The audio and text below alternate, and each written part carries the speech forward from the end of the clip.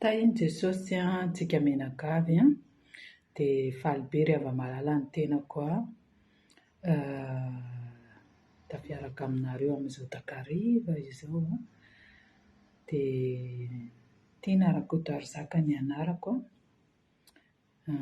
izao dia mipetraka aty Paris dia mpanaraka ihany koa vavaka fiambinana isaky ny hariva